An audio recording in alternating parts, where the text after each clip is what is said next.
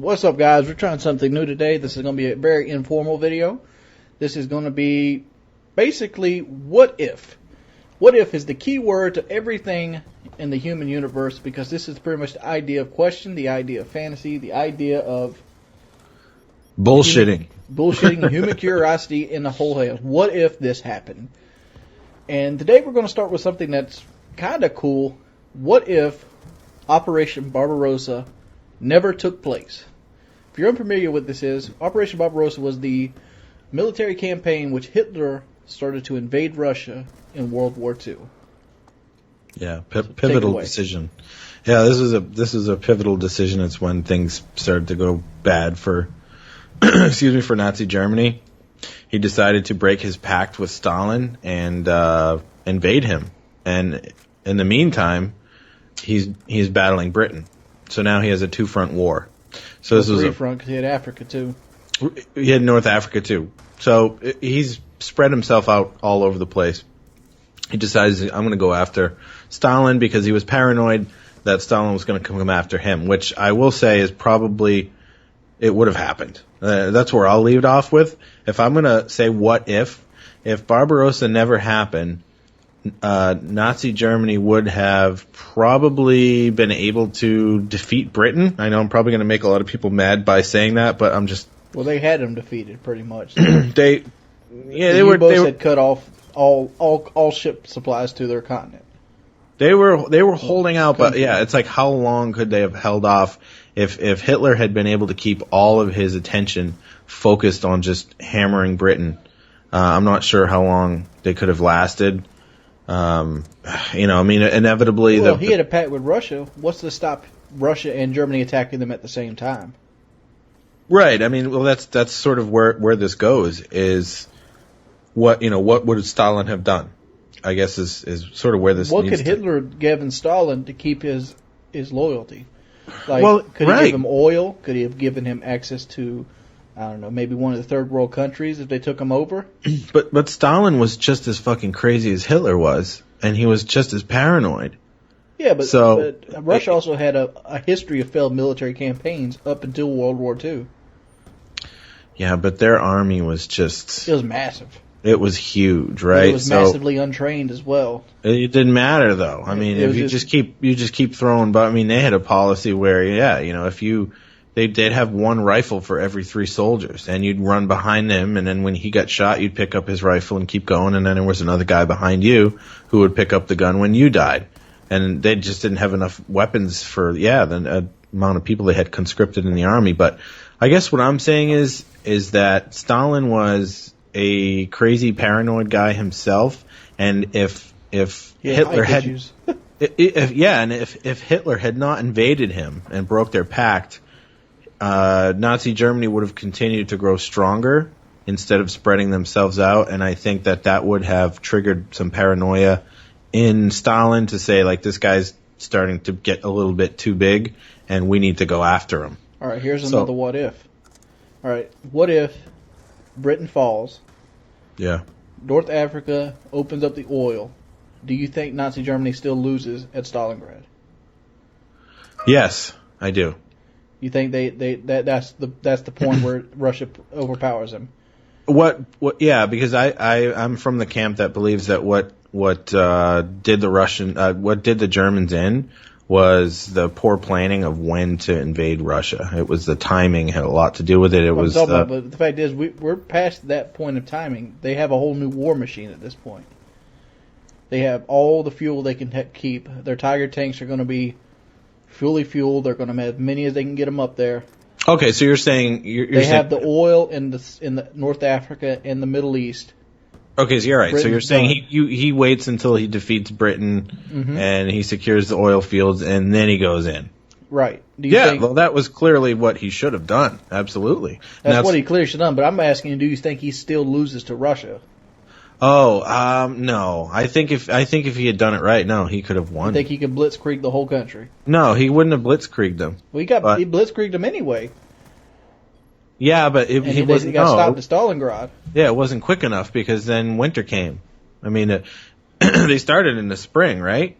Yeah, they started in the spring. Right, so you can't call it a blitzkrieg if it went from spring through summer and into winter and it wasn't over yet. That's the problem with Russia is it's so deep. You can't blitzkrieg Russia because there's too much area to conquer, and you have to penetrate far in. And remember, as far as you take in your troops, your supply lines have to keep coming right behind you. Mm-hmm. So, you can't do it quickly because those supply lines end up being so big. So he could have done it, but that's the problem is the key would have had to have been doing it in stages.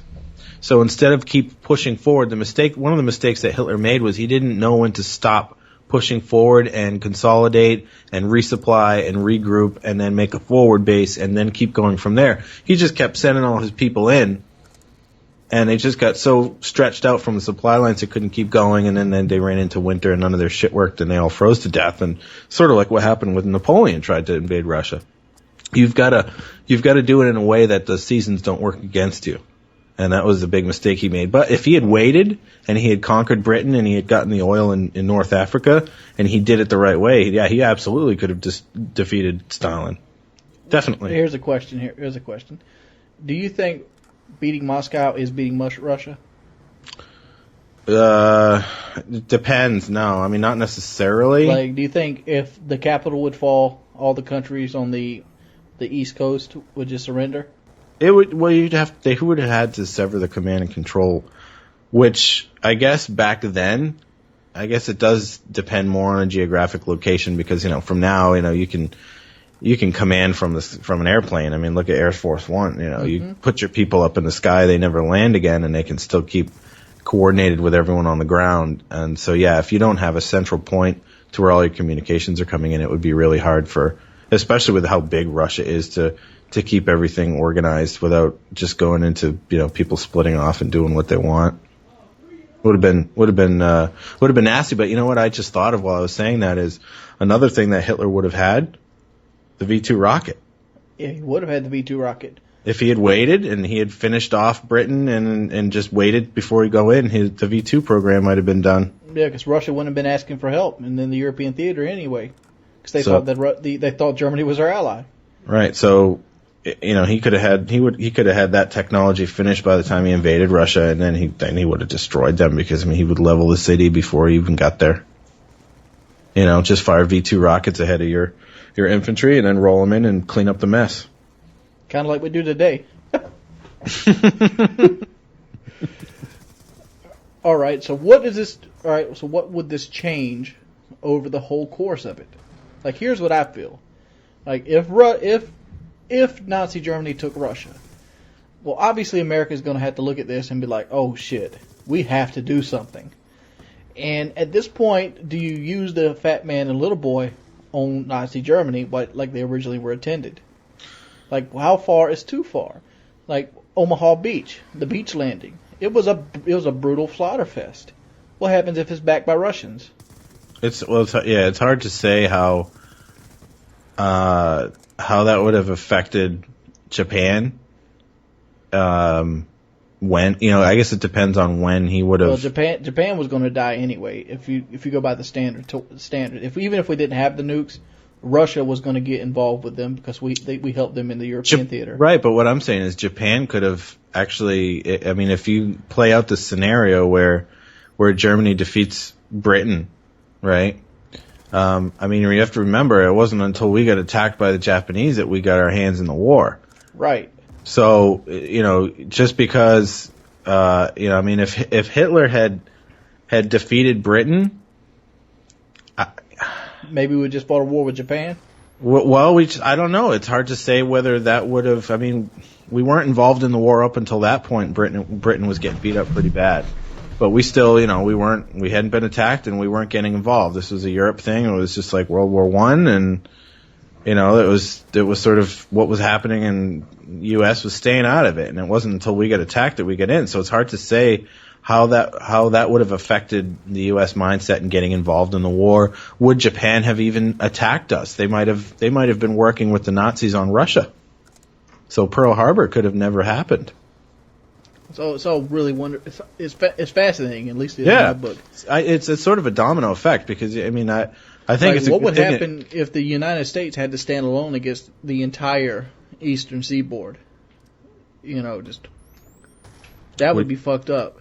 What do you mean? Like if Germany took over the entire, Africa, Asia, the whole nine. Oh yeah, I'm sure. I mean, if they had been able to capture Russia, I mean, what else could they not capture? If they enslaved the Russian people and pushed them into the German military, opened up the factories, made German guns. Well, yeah, they would have been able to march all the way down to China. And China wouldn't put up much of a fight anyway, because China was very low in industrial. No, China before. Yeah, they were not. They were. Japan even actually jumped in World War II and started using China as slaves and stuff. And they committed war crimes against the Chinese. The Manchurian China, yeah. Yeah, so I mean, the Chinese were not, they weren't a military power by any means. They weren't a modern military power back then. So if he had conquered Russia, he would have conquered all of Asia. I mean, if he had North Africa, there's his point from there. He'd be able to pincer any nation in Asia coming from North Africa, from the west, and then down through Russia. It'd be like a plague, just wiping over it. Yeah, he just would have taken the whole continent. I mean, he would have had, as far as he wanted to go. Unlimited supplies, unlimited places to build supplies. Seriously, I mean, it'd be like the Roman Empire, I mean, he just would have sucked everything up, and then we'd be on the other side of the ocean. Be like, oh, these monks don't come after us. Exactly. And so it's hard to say, because Barbarossa was such a pivotal change in course of the war and how things played out. But again, I have to say that if he had waited, he would have ended up having to fight the Russians sooner rather than later anyway, because I think Stalin would have got paranoid and went after him while his back was turned. While he was finishing off Britain, I think, Stalin would have said, fuck this, let's go in. I'm going to leave this on a more positive note. You spoke of Napoleon Bonaparte. Yeah. He was a horrible military campaign leader. He barely got back from his campaign to Russia. I think he had like 15%. Yeah, but he lost to Wellings, a German guy, a British general in the Battle of Waterloo. Wellington, General Wellington. And he did such a horrible job commanding his troops. Like, he gave Wellington a fort. He gave him the hill. He gave him everything. He even attacked him after a rain with his people going up the hill. He was just too cocky. Yeah.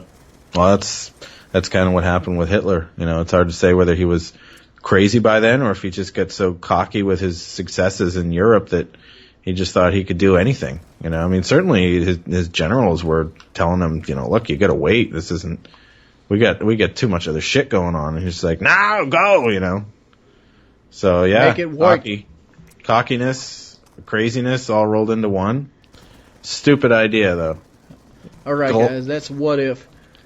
Tell us what you think about the series. See if you want the series to keep going. Maybe we do some other events. Maybe suggest other events. Yeah, like what if they hadn't taken lime out of fucking Skittles? Yeah, what if they wouldn't have took lime out of Skittles and replaced it with green apple? What if lack compensation never happened in Call of Duty? Oh. What if Call of Duty was never made? What would we be playing right now? All right, guys. Peace. What's up, everybody? It's your boy, Wings of Redemption, and we're back. We're bringing another What If. This is a show that we created. So far, it's been really successful. The last one got 140,000 views, and it was What If Operation Barbarossa did not happen. You can check that out in the link below. As always, we have my colleague, Mr. Chaos Math, with us, and we're going to talk about something that's a little bit strange and not really talked about that lot. The 1991 Russian coup. Fill us in.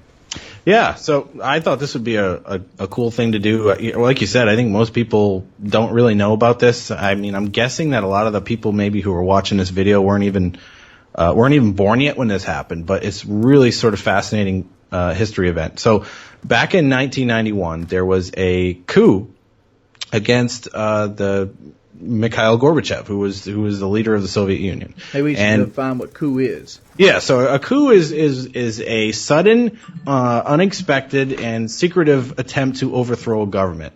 For instance, a lot of you have probably seen that movie Valkyrie.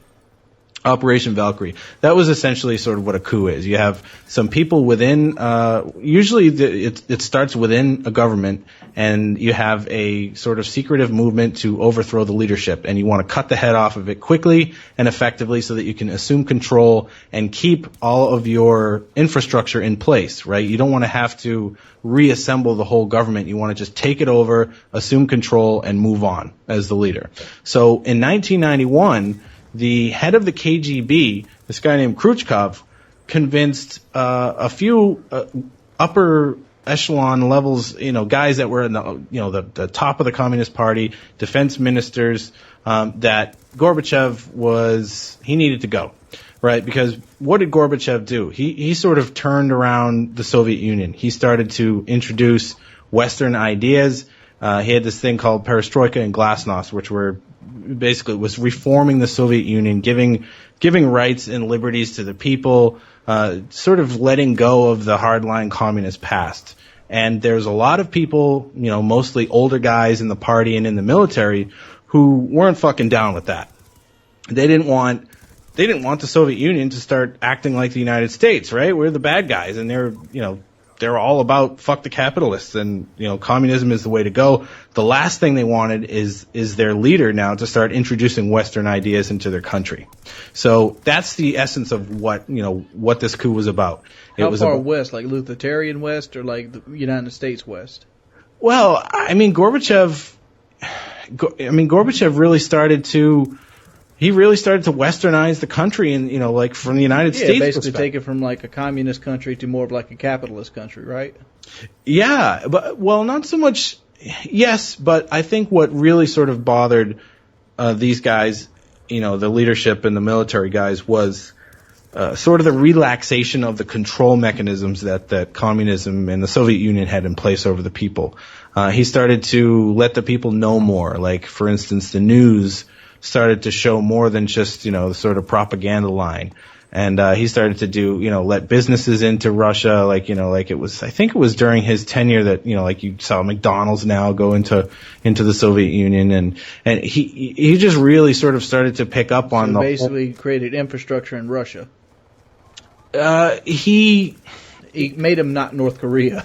Yeah, exactly. Instead of closing off and sort of controlling the people, controlling information and restricting freedoms, he started to sort of, introduce democracy essentially into the Soviet Union. I guess that would be the best way to boil it down. This guy that had the coup, he was one of the North Korean families. They had power. They wanted to keep power. They wanted their children to have power. Yeah, and they seen this as a threat, so they decided to cut the head off of the threat. Right. So what was happening, we quickly got to go over what was going on in the Soviet Union. 1991, Soviet Union's going fucking broke. Okay. So, years and years of the arms race where they were spending, I don't know what the percentage is, but most of their money was being spent on defense, on the arms race. Tanks and planes and nukes. I can only imagine what that is like to the average worker in Russia. 80% tax or some bullshit. Yeah, they just spent. They weren't building highways and fucking community centers. They were building nukes and tanks, right? So the Soviet Union was going broke. On top of that, they had been in Afghanistan for years and years and years through the 80s, and they fucking failed. So they were going broke. The Soviet Union was fucking going south quickly.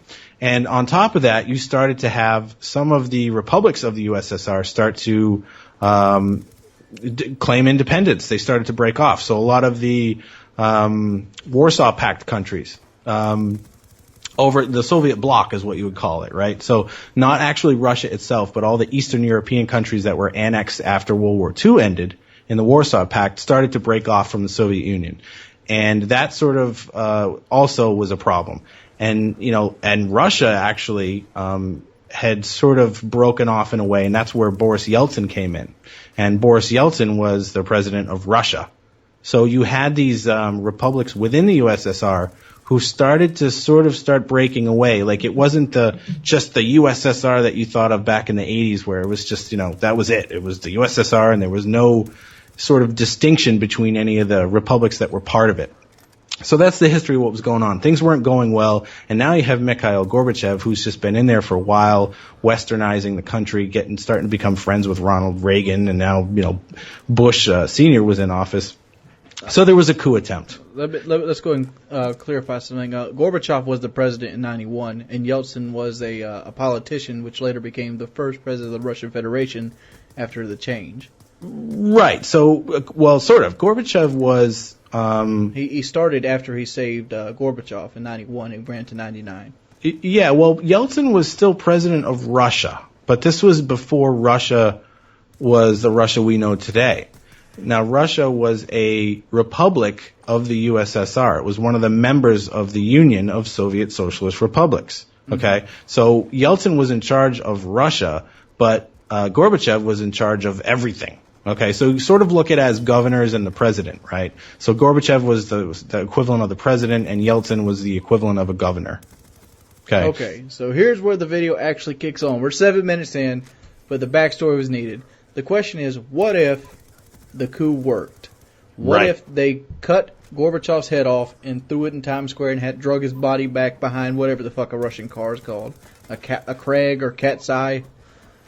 Yeah, one of those like big black KGB cars, right? Yeah. So this is the interesting part. What the fuck happens if it actually worked? Because it didn't. Okay, and you guys can look up what happened, but basically they didn't arrest Yeltsin, and that's why it didn't work.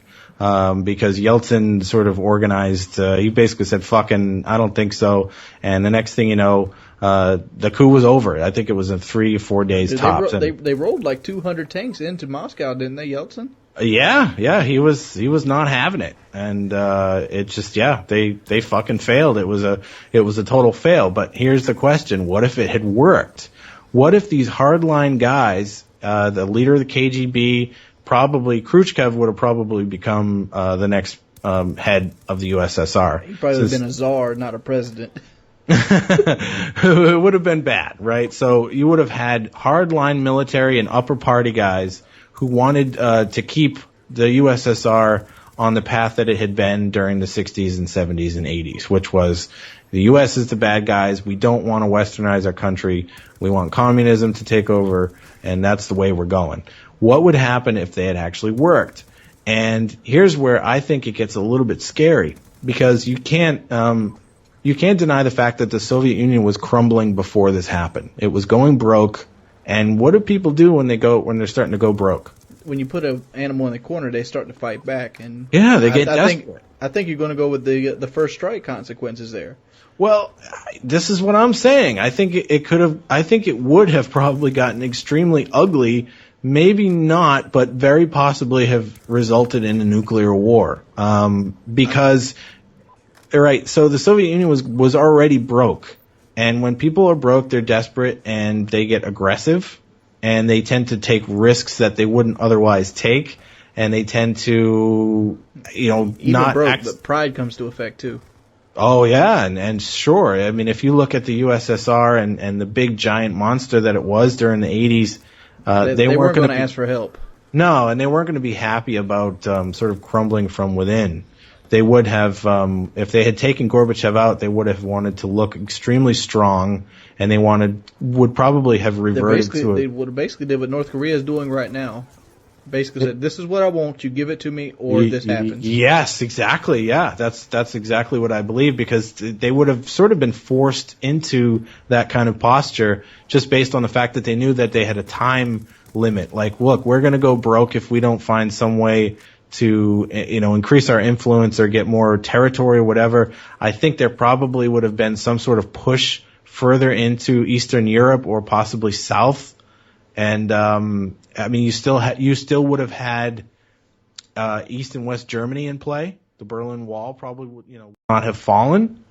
I don't know. I think What do you think they would ask for? That's the first question that popped in my mind. Like, do you ask for industry? Do you ask for like more of like your steel balled across the country? Like, because if you have reasonable requests, they're going to give in. Like, do you give them reasonable requests, or do you give them like these ungodly amount of requests and just like, we got nukes? Yeah, I know. I don't know how they would have acted, but I tend to think that it would have been sort of more the posture that you saw Khrushchev in the 60s, which was, like you're saying, like the really sort of aggressive, we'll fucking fuck all of you up unless we get what we want. Yeah, Russia still don't play around now to this day. Remember they attacked Gori back in 5 years ago? Yeah, no, they killed 10,000 people overnight. Overnight. Look what they did. What they've been doing in Chechnya and Georgia, all the wars that have been going on there. I mean, when they fight, they're pretty ruthless. They're cut and burn kind of guys. Yeah, they don't really fuck around. And I mean, fucking Putin he's a fucking badass, dude. And he's, I don't know. I mean, I sort of feel like Russia is going to start heading back towards that kind of mentality now that they're getting more powerful and their influence is growing with all their resources. But anyway, let's get back to like what could have happened. I sort of feel like the whole world would be different right now, and possibly we wouldn't even be here, which is pretty crazy to think of. But I don't know. Like, I mean, I really think that if a nuclear war was going to happen, it would have been as a result of this coup being successful. I think it was do you think it'd be like the movies, like the War Games kind of war, where he's like, Russia sends a nuke off in the air, and then all of the United States nukes open up in Iowa fields and shit, and all these arrows just coming left to right. Well, it's hard to know what level of escalation it would reach, but I mean, it would probably start with some sort of push into the borders of Western Europe, and then NATO would have gotten involved. There could have been maybe a limited nuclear exchange, like a tactical nuke over an army.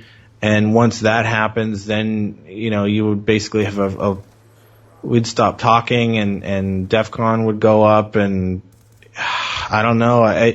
It's hard to know if we would have been able to stop it from escalating to a full-scale strike against... But didn't you say, like, the first strike capabilities? Like, you have these computers that automatically launch the nukes in case you never get to the chance to launch them.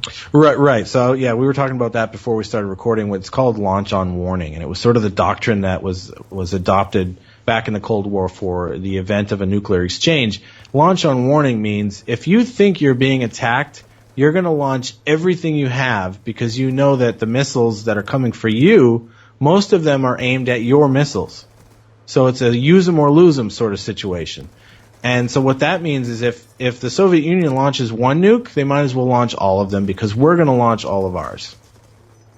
So like I said, it's hard to know whether we would have been able to stop it from that point. Maybe there could have been some limited exchanges between the USSR and NATO in, say, Western or Eastern Europe, and would we have been able to stop it from escalating into something being fired into the USSR or into the US? Because if it did get to that point, it's game over for everybody. Well, let's go a little deeper. Let's say the nuclear war happens. Let's say both countries get hit with like 200 nukes apiece. So it's Fallout time. It's Fallout time. We're playing Fallout at this point.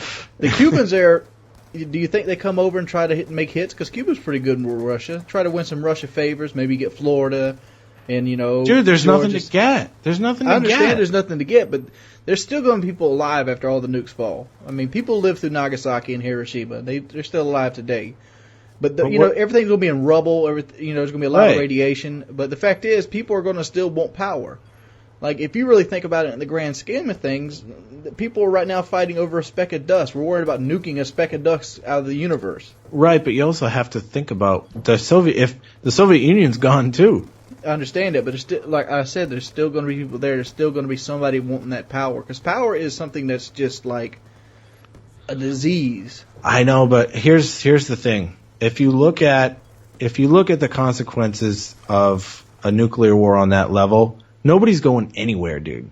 The climate worldwide is going to be affected, especially Cuba's fucked, first of all. Yeah, but what about the United Kingdom and Germany and all these countries that weren't in the war? Like, they still have an infrastructure and power, and they're going to have to fight over resources. No, dude, they get nuked. They're in NATO. UK gets nuked, France gets nuked, Germany gets nuked. I don't think Russia can nuke them all at one time and still survive. Of course they can. That's what like I said, the first strike. If they launched all their shit, their missiles aren't just aimed at us. They're aimed at every NATO country as well. If if there was a nuclear war with the United States, with the USSR, the UK would have been France, all of our allies. Pretty much everybody who's got a seat at the Security Council in the UN is fucking goner. Because they're either on one side or the other. The only people who probably wouldn't get nuked is like Australia and South American countries, and they're going to have to deal with global climate change and the fact that none of their crops grow anymore. So nobody's going anywhere. Nobody's going to be getting on a ship to try to go and see if there's anything left of Florida or the UK or anywhere, dude. I mean, if it happened to that scale, like we're talking about like 10,000 10-megaton nukes going off at the same time, the world is fucked, and the last thing anyone's going to have time to worry about is going to conquer and see what's left of any of the countries that were involved. I mean, it really would have been back to the Stone Age. So I guess I kind of feel like there was a 50-50 chance that if that coup was successful, then there would have been a full-scale nuclear war. What do you think? Well, I'm thinking about it. But wouldn't the Russia guys know this as well? Just like the North Korea. I see North Korea. I'm going back to North Korea because we're in the kind of same ordeal here with North Korea. Power dictator. Yep. Even with their limited education, they got to understand that nukes can fuck the world up. What point is it ruling a world that you can't live in? Well, here's the thing. It wouldn't be a conscious decision, okay? It would be an escalation of an isolated event that would lead up to it. So, let's take like a border country. Let's say, like Poland, okay? So, say something happens in Poland and maybe there's a push into Belgium, okay? What happens then? NATO is going to put troops on the ground, right? Yeah. They're going to put troops on the ground, and NATO's going to move all their shit up, and there's going to be a border skirmish, and possibly some commander's going to get a hot head, right? And he's going to have regional control, and he's going to drop a tactical nuke over the other side's army. That's how it starts. It wouldn't be a conscious decision, let's end the world. It would be things spiraling out of control. I don't think generals have that kind of power. I think they have to call up for higher powers to even launch a tactical nuke. Like you can't give a general like power, especially when he's got pride and everything. And like you can't look, no, you got to get clearance. You got keys. Who's to say they wouldn't authorize that though? Think about it. If the USSR decided they were going to invade Belgium, why the fuck wouldn't NATO put a tactical nuke over that invading army?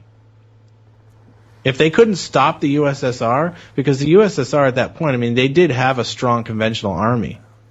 They had a lot of tanks, a lot of missile batteries. They had those fucking, giant helicopters and shit. I mean, they had some shit. It wasn't just like all they had was ICBMs. Like we were saying, they spent all their money on defense, and it wasn't just nukes. So if they did invade a NATO country, what do the Russians respect? They respect power. They respect courage. Like, you can't back down. I mean, that was sort of the lesson that John F. Kennedy gave them during the Cuban Missile Crisis. I mean, he backed the country down. He's like, look, no, if you cross the line, I'm going to fucking nuke you. And that's what they respected. And so if NATO hadn't have responded to them being invaded by something like that, then, they would have just rolled over Europe. So that's how it would have started. It wouldn't have been like, I'm going to launch all of my missiles. It would have been some sort of isolated incident that spiraled out of control. So let's go ahead and call it like this. If the coup didn't happen, if Yeltsin didn't come to Gorbachev's aid, we would be playing Fallout for reals. we'd be looking for some caps. We'd be trying to get some Yao Guai meat. Fucking black bears be all fucked up. Yeah, it would be. I don't know. I sort of feel like that was sort of a turning point for the world. Like if that coup was successful, then our worst nightmares could have come true, because, like I said, the Soviet Union would have had their back up against the wall anyway, and now they would have just been this very aggressive and desperate nation. That would set the stage for things to go wrong. You heard it here first. This is What If. If you like this series, check it out. You can check out Mr. Chaos Math's channel in the link below. As always, we're Audi 5000. Peace!